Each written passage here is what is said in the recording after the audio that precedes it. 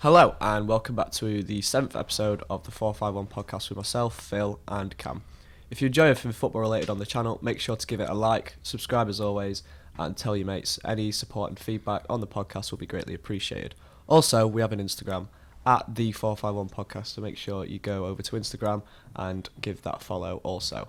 So today we'll be moving on to our normal segment, the first segment of the week. We're moving to the game of the week. So we all bring a game of the week and we discuss it with each other. So, Cam, I will start with you. What is your game of the week? Well, my game of the week was on Super Sunday, Arsenal 3, Everton 2. Obviously, Super Sunday actually lived up to its name for once with quite a lot of goals. Was there 11 goals over 3 games? Mm-hmm. But this one was a standout one for me with a goal in the first minute of the half and the first minute of the second half. So plenty of fans missed them goals probably. Mm-hmm. But yeah, it was an end-to-end game, very equal. Everton probably felt a bit undeserved at times, like unfair on them. But just a lot of goals, exciting game. And Aubameyang scoring 2 again, so now he's joint top scorer in the league. Yeah, he's looking really good this season. Yeah, I think he is a bit underrated though. Yeah, there was the discussion on Monday Night Football about Salah and Aubameyang and maybe how underappreciated they actually are for the amount of quality and goals they bring, especially Aubameyang. Oh yeah. Think about how many points he's carried them to this season. But yeah, Phil, your game of the week. Well, so my game of the week is Liverpool 3, West Ham United 2. Obviously, before going into this game, I think everyone just assumed it was going to be a routine, easy win for Liverpool. Certainly wasn't. 2 goals within the first 11 minutes, I think, set the tone for a game that was going to be quite an entertaining one for fans. But I think a bit of good fortune, really, through Fabianski and the way he performed in the game, definitely. Especially with Salah's equaliser at 2-2. But West Ham looked a different side to the one that lost 2-0 at the Etihad the other week. But no, it was a big test for Liverpool to come behind with about 30 minutes to go. Obviously, I think they got the goal back in the 68th, and then Mane in the 81st. Yeah, I've also got Liverpool versus West Ham. I kind of thought it brought back the old spirit of what the Premier League used to be about, where you felt like any team could beat anyone. Especially when West Ham went, obviously with 2-1 up, you thought, well, maybe what if West Ham go and beat Liverpool? But the comeback from Liverpool was great. It was an inspired performance from Mane and from Trent Alexander-Arnold again. Do you think they'll go invincible now? I don't know. Obviously, as a Liverpool fan, I'd love it to happen, but there's still a few tricky games in the way. Obviously, Man City away will be the biggest test of the season, without a doubt. But then there's other tough games. Obviously, rejuvenated Arsenal team under Arteta. They're another game to come. It depends. What do you two think? I think they will. I don't think Man City will beat Liverpool at the Etihad. I think Liverpool are too good right now to lose. I know obviously they lost at Atletico the other week, but I think that's because Atletico just kind of got the goal and then set up, just to take the 1-0 result back to Anfield. But yeah, I can't see them slipping up. I think they're too good, especially in the Premier League. But also, it was an equally good performance from West Ham. You just mentioned how they bounced back from their poor game at the Etihad. Do you think they'll stay up, Cam? No, I don't think You don't they think will so? stay up. No, it's a big shout, but I don't know. They've got a lot of tough games coming up, and under David Moyes, they haven't shown the fight in the smaller games. And the way he's been I don't think his starting 11's been right, to be honest, recently. He's started Haller, obviously 45 million signed on the bench, and along with Anderson, he's been on the bench as well recently. So they're starting a lot of their big key players, like game changers, on the subs, and I don't think it's working. They're not going at the smaller teams like they should. They're a big team. They've got the players. They should go for it. We spoke before, how they've got the players and how they're underachieving, but I think they should be doing a lot better than they are. Yeah, Phil, do you think if they were to stay up, how do you think they can progress away from that mid-table sort of relegation places? Because you think at the start of the season with West Ham, you think the signings they make on paper they're brilliant signings, but when it comes to the season, they never really show like what they can truly do. So do you think how do you think they can progress away from that? It's a tough one because Monday Night Football, they said it then that they've got too much quality in that team for them to go down, and I think it would be awful for them as a club if they got relegated. Obviously, they've got a huge stadium, but it's going to be very expensive to run, and you've got all these highly paid players. Obviously, it's not as if they don't spend money. They spent more than enough in the January window. But like when they played in Man City, they left Bowen on the bench, they left Anderson on the bench, they left Haller on the bench. You're leaving all these attacking players on the bench, and whether they performed up to the standards they should have this season, obviously Bowen's just a new signing, but I think it's just what Moyes is doing by leaving key players out. I know they're away at the Etihad, they can't really expect to get much, but I think it's just a bit negative to set up like that, so I think that's one of the problems. So I think if they want to avoid relegation, they need to play the best 11. Do you think if they do go down, do you think they'll lose their owners, Cam? That's a good question. I know one West Ham fan would hope. I wonder if their case, would they accept relegation if it meant the change of owners? Because obviously the hatred's there for it. But if they got relegated, I think the club would be in a mess. So yeah, you think with the stadium, the wages especially. and everything. Yeah. So I wouldn't be surprised if they are like another Sunderland if they got relegated now. Do you think? I wouldn't be surprised because they'd have to rip out. I think they'd have to rip out the whole club and start again. And what you have to remember is like, how hard is it for teams that go down to the Championship to come back up? It's extremely difficult. Yeah. We've seen, like Cam just said, Sunderland, a team that was in the Premier League 3 years ago, and now they're in League One, and you'd have never predicted that 5, 6, 7 years ago. And I think West Ham face a serious battle in the last 11 games of the season to get back, stay in the Premier League, and in the summer either have a clear out or just improve everything off and on the pitch, because otherwise you face a mammoth task to get back to the Premier League. Do you think they'll stay up? It's tough because I think there's two teams around them, above them, Villa and Bournemouth, that to me aren't that impressive. I mean, both teams have quality. All three teams we're mentioning here all have quality, but you've got Watford in 19th. There are 4 teams there that, are, in my opinion, that they're good enough to stay up. But I think maybe they will go down. Do you think? I think just whenever I've watched them play this season, they just don't seem like a team that's good enough. Although they've got the quality to stay in the Premier League, they're not performing well enough, especially, like we said, against teams lower around them in the table. They're not performing. Like, it's fair enough to go to stadiums like Anfield and put on a good showing, but ultimately they've got nothing to show for it. And you know, there's an argument that they take that confidence into other games, but whether they will or not, that's a massive question. Yeah. Oh, good discussion. So we'll move on to our main topic of the video, why you clicked on the video. Best tournaments of our lifetime. So we've gathered an amalgamation of tournaments from our lifetime. I think it's fair to say that maybe it won't stretch back too long because we're all 18, aren't we? Yeah. 19 or 18. 19. You're 19, aren't you, Phil? So it's going to stretch back to 2001. About that, yeah. Yeah, around then. I can't remember too many of them years, but yeah, it's probably going to be even further forward than that. So, Phil, you could start us off. I'll let you explain why you've chosen your first tournament. So, Your best tournament. the best and my favourite tournament of all time is the one from last season, the Champions League 2018-19 season. Obvious reasons behind why. Liverpool winning it for the sixth time in Madrid. But it weren't just for that reason why I chose it. I think it's one of the best tournaments in terms of entertainment that we've seen, especially in a long time. Going back to Ronaldo's hat-trick against Atletico Madrid after his move to Juventus, obviously has a great record against them when he used to play for Real Madrid. And it was just one of those moments where, I think, was it an overhead kick he scored as one of his goals? That was like... Or was that it? was when he was at Real. No, I'm pretty sure. Didn't he score one for Juventus? Again, he scored an unreal goal. Oh, he scored one against Man United, didn't he? The one that was... on the volley. Yeah, the one that was really good. That was a good goal, yeah. Yeah. So I don't think good ball the one from he- Bonucci, yeah, yeah. The other kit was moving on from that. Real. Obviously Ajax's incredible run all the way through to the semi-final, and then the heartbreak when Lucas Moura scored in the last minute of the game to make it 3-2 and 3-3 in aggregate.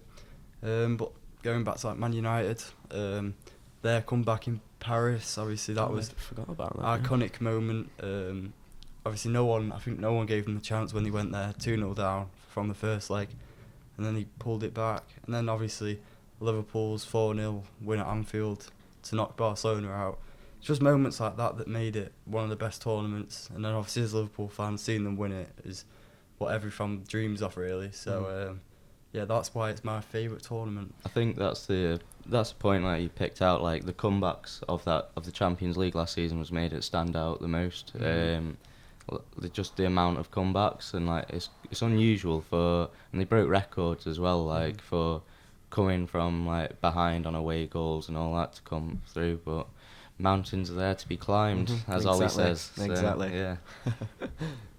Yeah, but I've also got down the 18-19 Champions League. I think you covered all bases there more or less. But I think like all those moments happening in kind of a small space of time as well. You think about Tottenham's comeback and Liverpool's comeback were more or less. Was it within a night of each other, or was it within a week? Yeah, so Liverpool played on, I think it was a Tuesday night, and then Tottenham on the Wednesday. Yeah, and obviously Ronaldo's hat-trick, that was in the knockout stages. Tottenham and VAR at Man City, that was in the knockout stages. Yeah, another one. Ajax winning away at Juve and at Real Madrid. Yeah, I think all those moments happening in basically the span of about, 4 months, it kind of proved it to be a brilliant tournament. Barring obviously that Liverpool won, a bit of a hard one to take for me and Cam, I imagine. But but Cam, I'll go to you. Your favourite tournament of our lifetime? Well, I won't go with any biased decisions with Liverpool or something winning the Champions League. But the 2014 World Cup I've gone for in Brazil. It gave all what fans want, all the neutrals, it gave goals. It had the joint highest record for goals in a World Cup. That was Goetz's 113th minute winner. Obviously, dramatic ending to the final. Everyone remembers that. But yeah, that was a joint record for a final, joint with France 1998, which is also iconic. And also, you just got like the batterings. So obviously, Netherlands 5-1 over Spain. I think everyone remembers that one.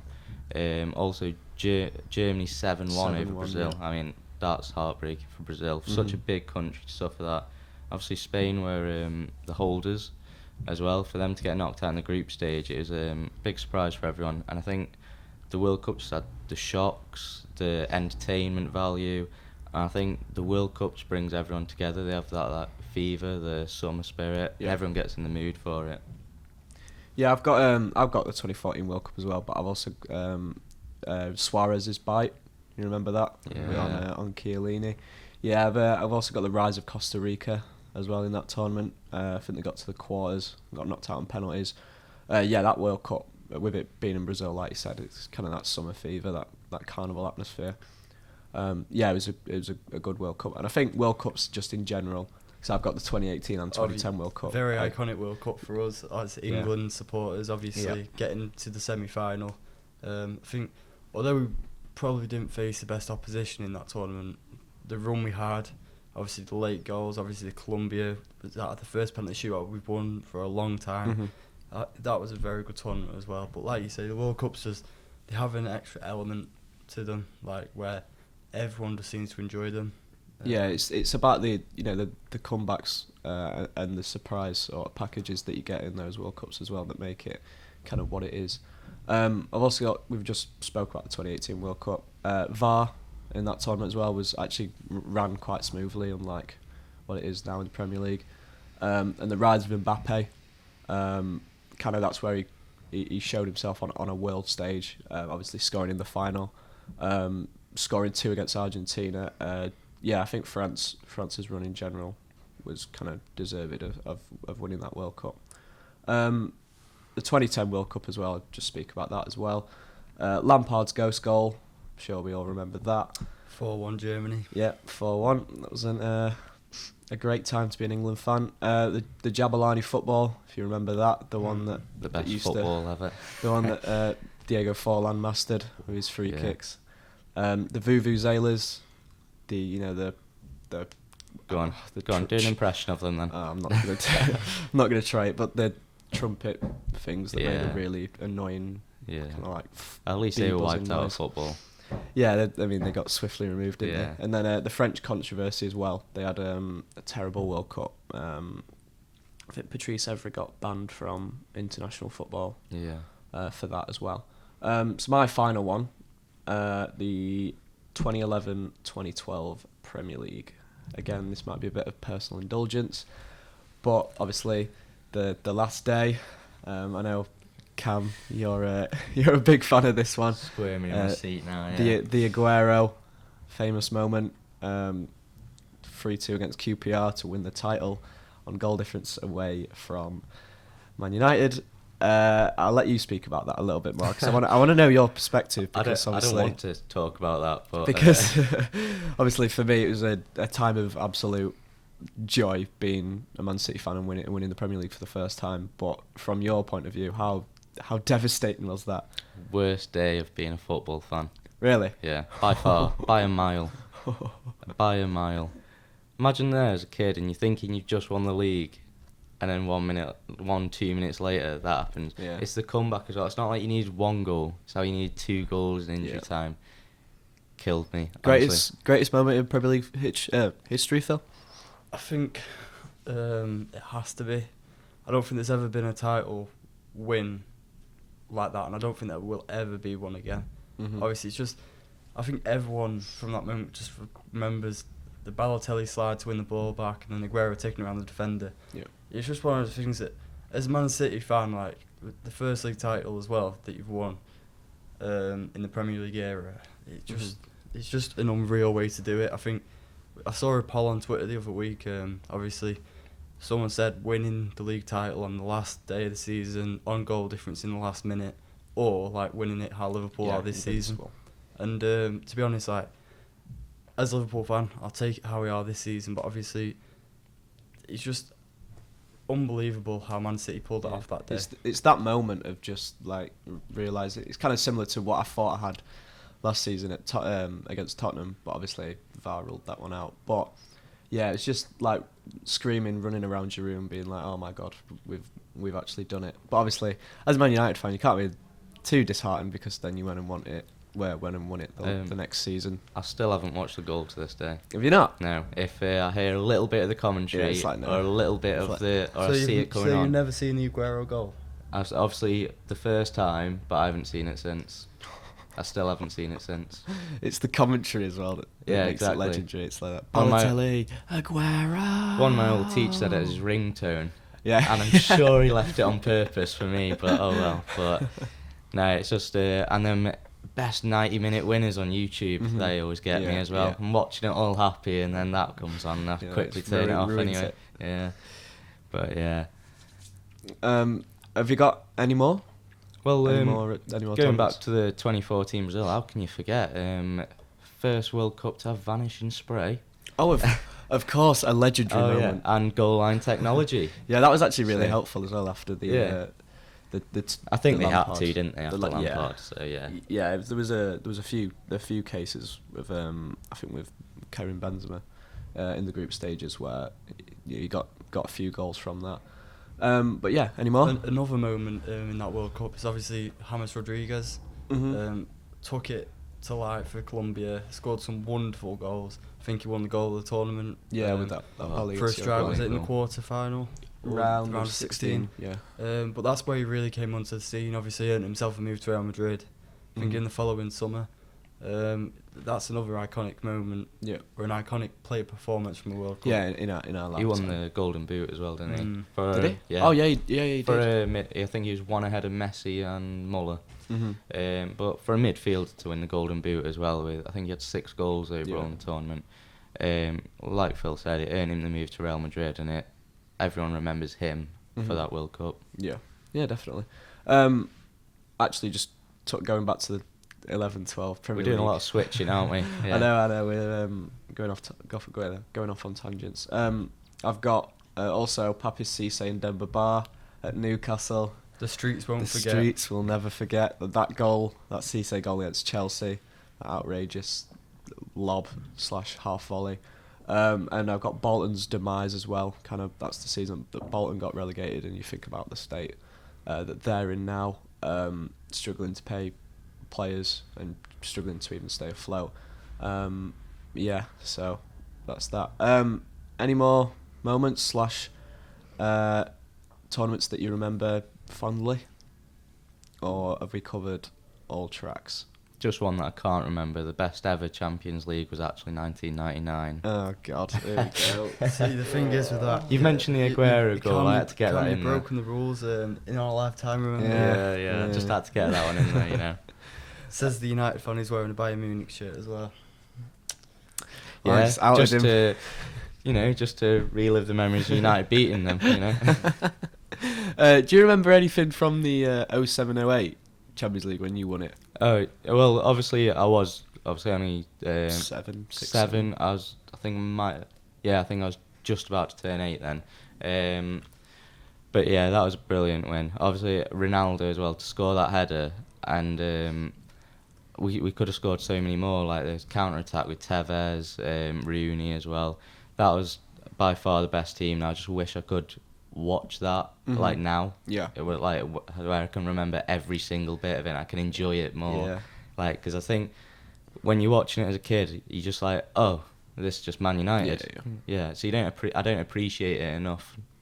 So if I was watching it now, obviously it'd be brilliant. Like, obviously you've had the Centurions, now Phil gets to watch Liverpool, and I just don't feel as I can appreciate what we did as much. It seems so distant from Yeah. what it is now to what it was in 07-08 and 09 as well. That strike force of Tevez, Rooney, Ronaldo, Yeah. Scholes, Carrick, all those brilliant players. Phil, any Champions Leagues other than the 18-19 one, or any Champions League moments that you remember, like that are clear in your head? I think another Champions League, obviously it ended in heartbreak as a Liverpool fan, but the 17-18 one. Oh, classic, brings it back to Liverpool. It was another Champions League though that I think was equally as good.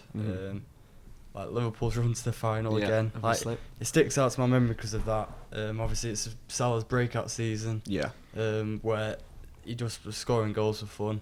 It's 2 against Roma in the first leg at Anfield, and then obviously Ramos injuring him in the final. But it was just one of those Champions Leagues again. I think the last 2 years have been really good for entertainment, for all the fans from a neutral perspective. But that's another tournament I think that stands out. I'm for surprised you. Right. Sorry about that. We just had some technical difficulties. What were we talking about? the 17-18 Champions That's League. the one. I'm surprised you didn't mention the City tie. Obviously Liverpool winning at Anfield. I think back to being a Liverpool fan. Mm-hmm. I think that is one of the most iconic. I think the goal that Salah scored, that just at that moment you knew that Liverpool were through at the Etihad. That game over 2 legs was just brilliant for me. Anyway, probably not as much for you. Yeah, But it summed up what Liverpool's all about in Europe, especially at Anfield that night. Obviously, yeah, before the match, obviously got clouded over how some Liverpool fans acted, like the team bus incident. But I think just inside that ground that night, you just knew Liverpool from the very first moment. I remember it being just one of the most like painful games to watch, just because of how quickly Liverpool just blitzed City, especially in the first leg. Obviously, I thought second leg were a bit hard done by. Yeah, because obviously Bernardo Silva got a goal ruled out, was it? Yeah, I think. Well, I don't know if it was Bernardo Silva, but I think it was Bernardo Silva. Someone got a goal ruled out. Yeah, but the I think Sterling pen appeal. Still, I think over both legs, I think Liverpool did deserve to win that. But as we were speaking about earlier, that also in that Champions League was the Ronaldo bicycle kick, the one against Juve, and they started clapping him. I think that moment might have solidified his move to Juve. Can't forget Bale's goal in the final. Oh yeah, of Against course, Liverpool. of course. And I think one of the Salah's best injury. goals that's ever been scored in a Champions League final. We're just forgetting about Karius. Yeah. Oh yeah. The worst goalkeeper. Forgetting about a lot of performance. things, aren't we? Yeah. Any other moments, Cam? Well, just going back on memories and stuff. Obviously, I was. We've gone back on a lot. No, Yeah. Obviously, I was only like 7, just about to turn 8 when Man United won the Champions League. But can you remember any of the Istanbul or not? No. I wish I could say I've watched the final back. And I've Yeah. watched all the group games, so I know what happened on obviously the Olympiacos moment when Gerrard scored. Things like that. It just makes Liverpool. It just to me like it makes Liverpool. It's one of the memories I remember. The commentary, but no, the Istanbul comeback. I can't remember it. I was only 4 or 5 at the time. Yeah. So I'd be very like if I could remember that, I'd be impressed. Yeah, I was just wondering if you could remember like any single bit of it. It's a shame, really, isn't it? Because like they're the moments you want to Yeah. watch and like just remember. Yeah. What was the first like, not just on best tournaments we're talking about now. The first memory. The first tournament that you remember of actually of being alive, of watching football. One of the tournaments I think first sticks out is the Premier League 08-09 season, when Mhm. obviously Man United and Liverpool were gunning for the title. Moments like when Liverpool went to Old Trafford 4-1, the Gerrard kissing the camera. Yeah. That's one of the first seasons where I remember in full. Coming close, I think we only lost 1 or 2 games that season, but we drew a hell of a lot of games, Yeah. which was the difference between United winning the league and us. But I think that's probably one of the first major like competition I can remember. How about you? First moment, 2006 World Cup in Germany. I think it was the semi-final between Italy and Germany, I want to say. Italy and Germany, Was I that think. the year that both Italy and France got to the final and Yeah. Zidane got sent? That, I remember watching the That final. moment. You remember watching the final? Yeah, I think the first moment I remember was that semi-final. I think well, Italy obviously went through and won the whole thing. Well, but- clearly a really good memory. Yeah, no, it was. Yeah, it was. I think it went to extra time. You think? Yeah. I think, but that's what sticks out in my memory as the first game I watched. What about you, Cam? Mine's probably going like Champions League 07-08. It's can't remember obviously the full Champions League Yeah, run yeah. and everything, but that season with the players we've got, that's probably the one I can remember the most. Like as firstly. Do you Yeah. think that United side, Gary Neville said on Monday Night Football, but I think I agree. I think that United team had about 8 or 9 world-class Yeah. players in that team. Yeah. And I think that must be one of... I think in terms of our lifetime, that must be the best side that's ever been The best been put together. Oh, Man terms of United. the amount of world-class players he had Oh yeah, in each position, you look at the likes of Paul Scholes, Ronaldo, Rooney, Vidic, Tevez. Ferdinand. Well, you just could go on and just on. in defence alone, Mhm. innit? Van der Van der Sar, Sar, Neville. Evra. Yeah, Evra, yeah. It's just one of the teams I think you wouldn't see a team that well balanced in terms of how many world-class players you have nowadays. Obviously, I think Liverpool and Man City have got a lot of world-class stars in their team, but I don't think it's at the level that the Man United team were. Not in Mhm. terms of how they perform, because obviously City have set new heights with how many points you can get. Mm-hmm. Liverpool look on course to do that this season. But I think that United side... I think the simplicity of the team makes it as well. Like it's Yeah. just like nowadays when you look at Liverpool and City, they've got all these big tactical things. Obviously, it was in depth for Man United at the time, but just looking at it, you go 4-4-2 or a simple switch to 4-3-3. That was it, really. Yeah, I think And- it goes to show how football's changed though, because Yeah. tactics... yeah. It's all Football's very. all about tactics very much now. We look at Man City's win last night. That Mhm. was a tactical masterclass from Pep Guardiola. Mhm. Obviously, Real Madrid aren't the team that they used to be. Got on a massive tangent again. I knew this was. No, we gonna have, but like in terms of saying how tactics have changed, Mhm. I think it just goes to show within the space of like 12 years, 12, 13 years, it's changed massively. Yeah. Any other big moments? I think we've Have discussed a lot. We have discussed a lot. Move on to the next topic before we go off into another tangent. Yes, I think that's a good idea. So, this week there is 4 big games across 4 different countries. We've got Spain, Germany, obviously England, and Italy. So we'll start off in Spain. The big game this weekend being El Clasico, Barcelona versus Real Madrid. Not the fixture it once was, Phil. With both teams not being as formidable as they once were. But who do you think comes out on top? Well, I'll get round to who I think will come out on top, but Real Madrid, obviously, last night they lost 2-1, but that was a third defeat in the last 5 games for them. Before that, they was unbeaten in 21 games.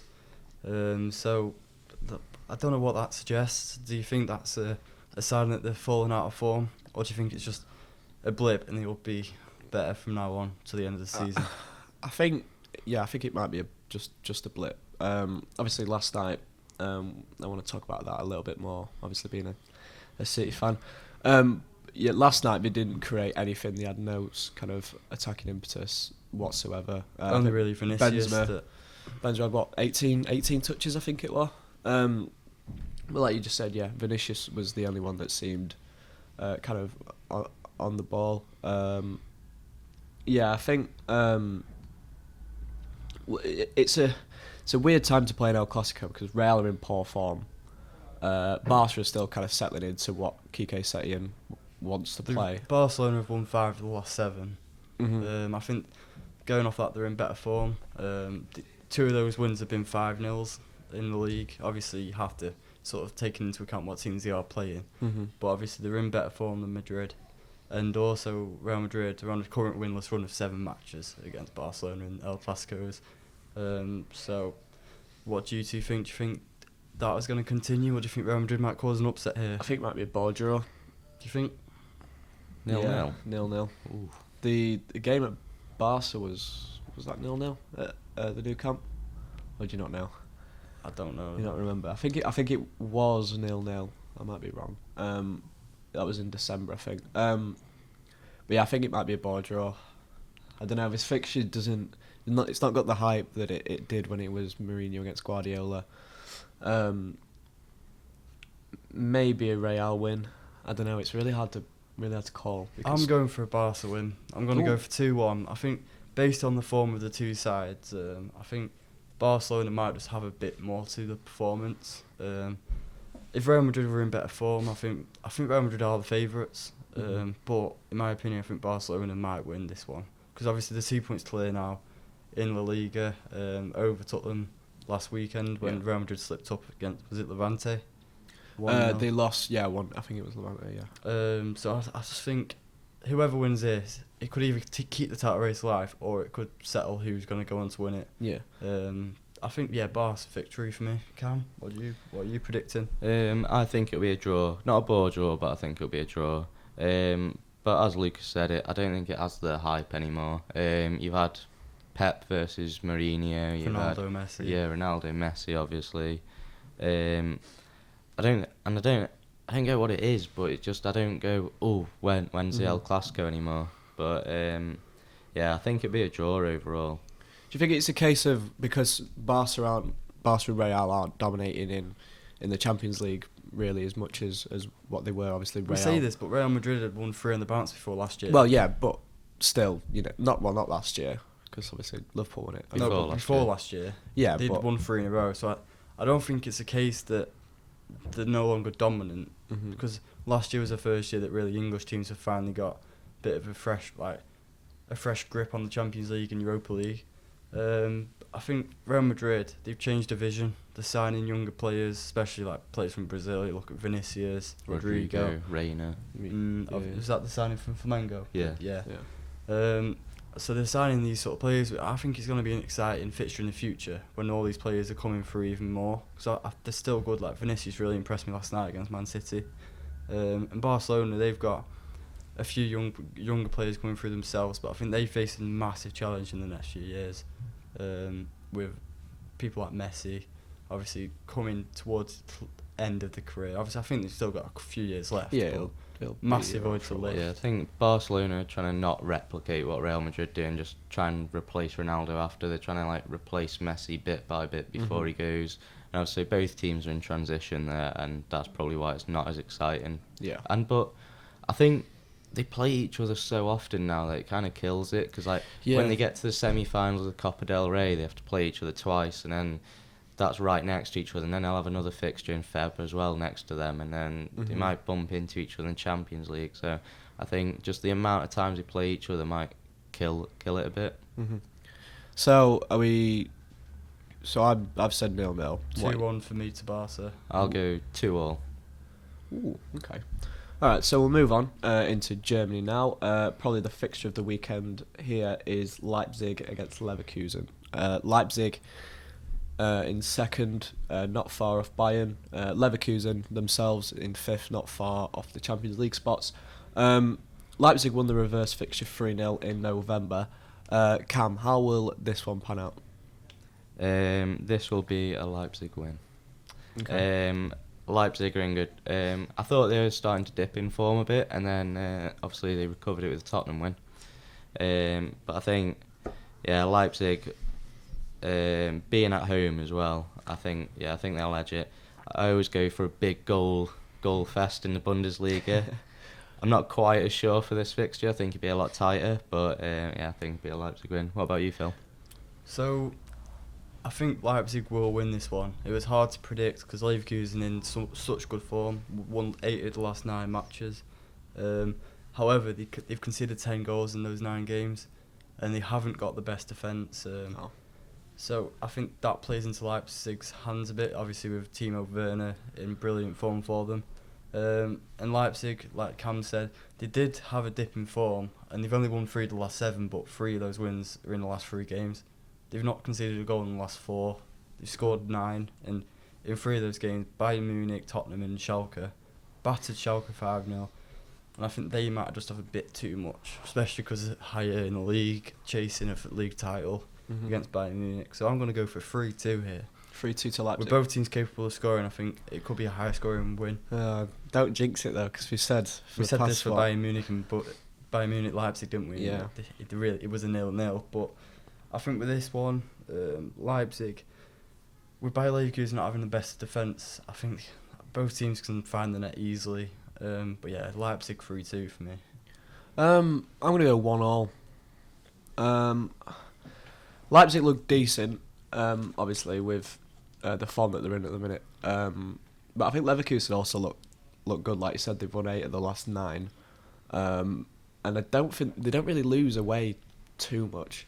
I think they've won more away games this season than they've lost. I don't know. I think maybe they might cancel each other out a bit. Both attacking forces. 1-1 for me. Right, we'll move on to England now. Got a few Premier League games this weekend, but the big one is the League Cup final. Arguably the Tin Pot Trophy, I think that's what everyone calls it, but still a final at Wembley nevertheless. Man City versus Aston Villa. City obviously going to be the favourites for this one, coming off the back of a decent bit of form, and obviously the win last night against Real Madrid, and they're also pretty prolific in cup finals at Wembley. Do you think Villa have got any chance of winning this one? No. That's one way of putting it. I just don't think they've lost 3 of the last 3 games. Villa, they conceded 7 goals. Obviously, last time these two teams played each other, it was 6-1, and that was away at Villa. I just think Man City will have too much. They have all that confidence in the Real Madrid win last night, as well as the good performance in the last few games before that one. I think the only thing for Aston Villa in this game is the fact that they won against Leicester over 2 legs. If I was a Villa player, that would fill me with some confidence, because obviously I certainly didn't predict Villa to knock Leicester out. I don't think any of us did. So I think if there's anything for Villa going here, it's the fact that they may have a bit of confidence from that win. But in my opinion, there's only one team that's going to win this final, and it's Man City. Let's talk a little bit more about Man City, because obviously last night 1-2 away at Real Madrid. How impressed were you, Cam, with City's performance? Well, I didn't predict them to win, to be honest. Neither did I. No. Neither did I. No. So obviously, I was very impressed with their performance. They managed to win. I was quite surprised, to be honest, especially when I saw the starting 11. I was quite surprised as well, with obviously Aguero and Sterling on the bench and David Silva. So obviously Pep knew what he was doing. When I was watching the first half, I was like, is Jesus playing left mid? Yeah. Left back. Left wing. Yeah, left wing back. back. That's Yeah, what it looked like. Christ. But no, I was obviously very impressed with to go to the Bernabeu and win, and that you've got the tie in good hands now. To go back to the Etihad with 2 away goals and a head. Yeah, it'll still be tough though, because Yeah. I don't think the Etihad by any means is a fortress this season, and it's No. never really been A fortress. a fortress, to be honest. It's Yeah. like It's not like opposition- you have the fans behind Yeah, you. is it? opposition fans like to say that it's the Etihad and all that. But Phil, how impressed were you with City? Obviously, we watched the game together. How impressed were you? Like I said earlier on in this podcast, it was a tactical masterclass from Pep Guardiola. The fact that they went 1-0 down against a run of play as well, and then for them to come back in the manner that they did. De Bruyne again just further solidified why I think he's the best midfielder in the world, with an assist and a goal. The assist for Jesus' equaliser Yeah. was just a brilliant Was cross. it a foul? No chance. Do you think it was a foul, Cam? No. There's not enough contact from Jesus on Ramos' back. His hands go up like that, but he hasn't really forced him to move forward. And it's just a good header from Jesus to get the power in the header. Courtois maybe should do better, but it's a goal, and it got you back in the game. But I think just the way everyone, including ourselves, looked at the lineup and thought, you dropped Aguero and Sterling for the biggest game of Man City's season, one of the biggest games you've ever had in Europe, but it played into hands. I think Pep Guardiola knew what he had to do by obviously playing Jesus further back in more of a defensive position that we don't normally see in the Premier League or any other competition. I just think it was a very well fought and well earned victory for Man City last night. As much as I didn't want them to, you have to sort of sometimes sit back and applaud a good performance when you see one, and it was. And we scored a penalty. We've had problems You've missed with about that. four this season. is 4 it? or 5, yeah. And I think I was crying out for De Bruyne to be taking them from the start. Do you think that means De Bruyne will be taking Well, every pen that you get? No. It should do until he misses. Yeah. And then probably just stick Edison on it or something. I was waiting for Edison. Absolutely after Pep's welly comments. it. Yeah. Yeah. But yeah, do you think going back to the game? Do you think there's any chance of Villa winning, Cam, or do you think City are just gonna steamroll them? Yeah, Man City will steamroll it. What score? 4-0. I've gone for 5-0. I have 5-0. Oh. In finals, Man City have been very prolific in the past. Watford last season in the FA Cup final. Obviously, I know they won last season against Chelsea, the EFL Cup final. It was a close game. It went to pens, didn't it? But no, I think it'll be there's nothing more than a 5-0 here for me. I'm going 1-0. 1-0. Why is that? Maybe even extra time. Why is that? I don't know. I think Villa might set up shop, and I think they'll be thinking about the 6-1 loss earlier in the season, having that in the back of their minds. Wouldn't I that think- affect them negatively? In a No, way but I then? think it might perk them up just to show maybe Dean Smith just get some riled up by saying, well, we don't want this to happen again.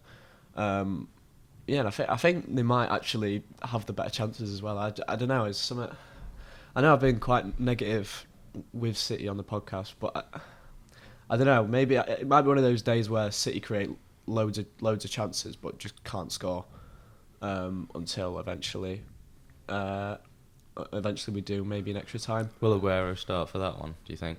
Yeah, Yeah. yeah, I think so. I think he'll want to play. He'll probably play a full stroke team and play Bravo in goal. Maybe he's resting players against Real Madrid for it. Yeah, maybe as silly as that sounds, but I think Pep, with the failure of the league this season, I think it's more or less gone now, isn't it? I think he'll want to get this under his belt. When there's a trophy to be won, Pep just wants to win it, don't you? Yeah, I think Man City, but maybe only just. So we'll move on to the final game of the podcast. Going to Italy now. Big game in Serie A. I think it's first against third. Juventus v Inter. Juve won the reverse fixture at the San Siro 2-1. What do you think the outcome of this one will be, Phil? I am expecting a win for Juventus just because they've obviously, is it 8 league titles they've won in a row now? Yeah. I think they've just got that title winning experience because they've still got a large majority of the players that they've always had in those title winning seasons. Obviously, we're bolstered by Ronaldo, who's in good goal scoring form for them. But Inter desperately need a win here. I think if they don't, the title's gone. But the interesting thing is they do have a game in hand after this game. So, if they won this, it'd be 3 points off Juventus with a game in hand. So, it's a make or break for the title race. I know Lazio are still in it. Yeah. But Inter, if they want any hope of winning the league this season, they need a win here. But sorry, go on. Yeah, as we said like 2 or 3 weeks ago that we thought Inter would win the league, but I think the landscape's changed drastically since then. Obviously, Inter haven't been playing well for a month, maybe a month or two. They haven't really been as good as they were at the start of the season. Neither have Juventus. They've lost 3 of the last 7 games, and only won 3 in that time as well. So I think it's a game of 2 teams that aren't in the best of form. Yeah. But whoever wins, I think, will have the confidence to then push on and try and bring the league home. Do you think Inter will be happy with a point, Cam? They need 3 points for me. Yeah, they need 3 points, and obviously the home advantage is slightly wiped out with it being played behind closed doors due to coronavirus. Oh yeah, of course. So it's behind closed doors. So the home advantage is a bit less than it should be. So I think Inter Milan have to go there and get all 3 points. But in my opinion, I think it will be a draw. But going back to Inter, haven't played well for a bit. I think with Conte, I don't think it's like a machine. As long as it wins, it doesn't matter. A bit like Mourinho. Yeah. Whereas with Pep and Klopp, I think they want to play nice football more. They just get the win. That's all that was wanted. Yeah. Yeah, I think Juve, I, like you said about the home advantage being wiped out a little bit, I think Juve don't really lose at home, really. No, they don't. Especially in the league. I don't know, I can't really see anything else other than a Juve win here. I think Inter have a bit of hope because they've only lost 1 away game all season in the league, and that was against Lazio, which was obviously the last game out for them.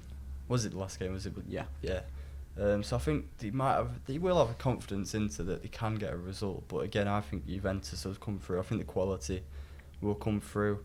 I've predicted 2-1, same as a reverse fixture. But I think Juventus will just edge it in this one. You think Ronaldo will score? Yeah. Do you think Ronaldo will score? Ronaldo and Lukaku to score, yeah. What score do you think it'll be? 2-2. 2-2? Yeah. Going for the goals you have today. Yeah, you're really backing the goals. Just 2-2 in every fixture. I'll sit on the fence. I'll have splinters soon. You will. It's tough. Go on. What's your gut? Go on, Phil. You take over then. I was taking. Sorry, I'm just thinking. What do you think, Phil? Well, I've gone for 2-1. 2-1. Yeah. Lucas is really struggling to predict here. Yeah. I might go 2-1 as well. 2-1. Will it be convincing, or will it be a really tight game then? Really tight. Yeah. Really tight, I think. Maybe a last-minute winner. Last-minute winner. Yeah. Penalty from Ronaldo. Probably, yeah. Or an over kick. If Juventus win this, do you think that will be Juventus winning the league, or do you think Lazio still have? It'll be a shootout between Juve and. I don't know. I don't want to call it because we said Inter would win it 2 or 3 weeks ago. We said Inter was going to win the league after that win again. It's just changed, hasn't it? I don't know. Lazio look really good. Obviously, Lazio are only a point behind as well. And they beat Juventus twice. And they haven't lost since September, I think. Yeah, they've only lost. Is it 1 game all season? Well, in the league anyway. Yeah. So I don't know, mate. And Lazio are at home to Bologna this weekend as well. So you expect that to be a win, don't you? Yeah. I think if Lazio can. If it's sustainable, then it'll be between Juve and Lazio. If Juve do win this weekend, if Inter do win, this title race is going. It's gonna be brilliant. 3 teams fighting it out. It's better than what the Premier League is right now. With just one bit team. of really salt boring in there now. from a City fan. Yeah. Well, you You win some, you lose some, don't you? Mm. So yeah, that concludes everything talked about today on the podcast. If you did enjoy, make sure to give it a like, subscribe as always. Make sure to follow us on Instagram at the 451 podcast. That is THE451 PODCAST. If you did enjoy, I've already said that, haven't I? I've already said like and subscribe. So thank you for watching or listening, and we will speak to you next week. Goodbye. Thanks a lot. Goodbye. Thank you.